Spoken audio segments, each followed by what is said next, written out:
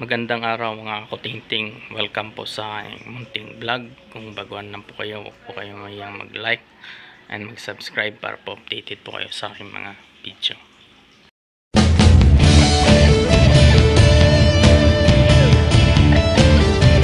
So ito pong brand ay Sharp. So sa may-ari po mga 3 months pa lang po siguro ito dahil napakabago pa. So ang problema po nito ay nagkakaroon po siya ng D2 na error. So D2 or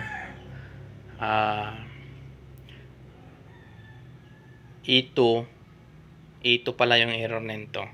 Sa ibang brand lumalabas door error DE. So sa Sharp lumalabas is E2. So papakita ko sa inyo paano i-troubleshoot ito mga kutingting ng sa kayang-kayang lang din. Dahil po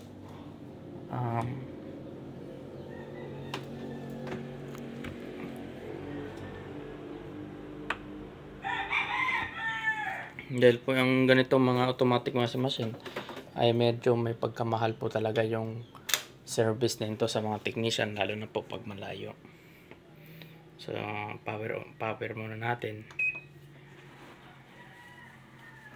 tapos spin lang natin, tapos start natin. So yan.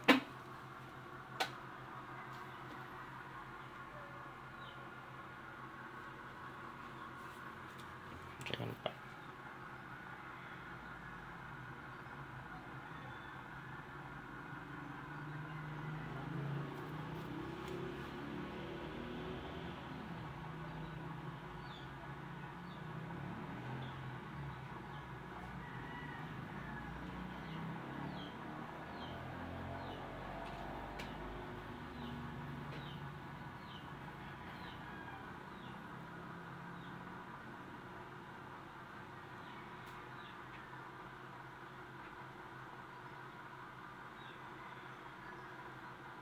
Sa DE, sa E2 na error, so sagaran lang yung nasisira dyan, yung mga switches nya, yung yan, tulad yan mga kutingting. E2 yung lumalabas, ibig sabihin yung takip na to, yung connection ng takip na to doon sa likod nya is hindi po nag-connect yung dalawang wire na dapat ma-detect ng automatic washing machine na nakatakip siya. So door error yung mga switches po ito. May tatlong klase yung switch sa automatic dito sa yang board. Dito sa LG meron dito parang magnet. So yun, kino-connect lang yun. Tapos dito yung connection niya sa board na switches, tapos yung sa likod, ito yung unang switch niya. So ayan. Tapos yung pangalawa, yung sa ilalim, yung may balancer. So hindi ko yata makita, naka-live po ito. Pag gagawa po kayo, dapat po wala pong connection. So sa pag-check po ng mga switches, dapat may meron kayong gamit na tester. Ito po. Katulad niyan. Ayan, umikot na siya.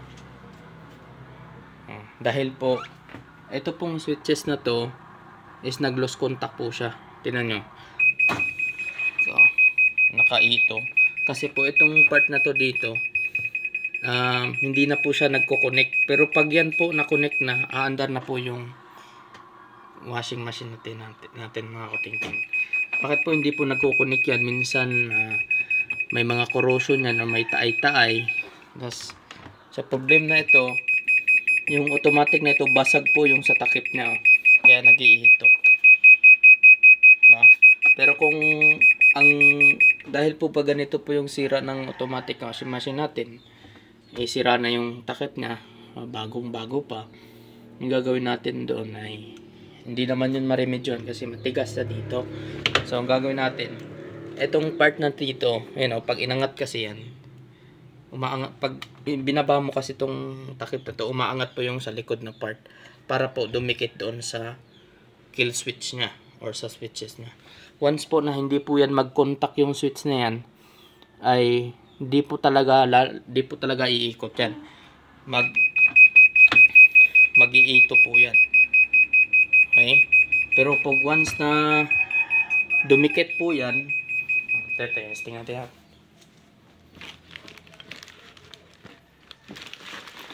Kita ko lang sa inyo para i-bypass natin yung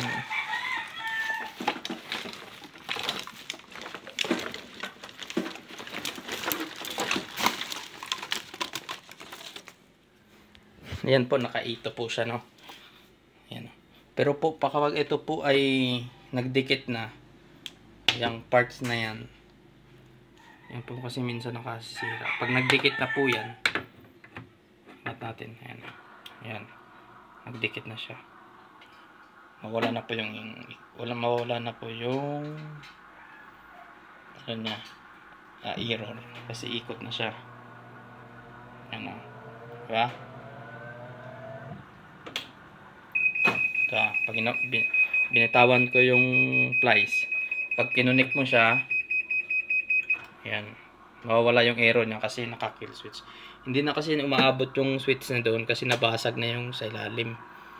So ang gagawin dito, adjustan na lang natin ng konti para maabot niya. Tapos mawala na yung error. Yan, ikot na po siya mga kutingting. Yan o, ikot na po siya. Diba? Ito lang o, kill switch lang. May dalawang klase ng switch dito sa likod. Pag wala dito yung sira doon sa isa, sa balancer switch niya. Pag hindi pa rin dyan umiikot, okay na dyan. Nandito po yan sa board. So dito lang po yung sira mga kutingting. So yan, okay na po siya. So ganun lang po. So salamat po sa pagsubaybay mga kutingting. Huwag nyo pong kakalimutan mag-like and subscribe para po ma-update po kayo sa mga bagong video. Thank you.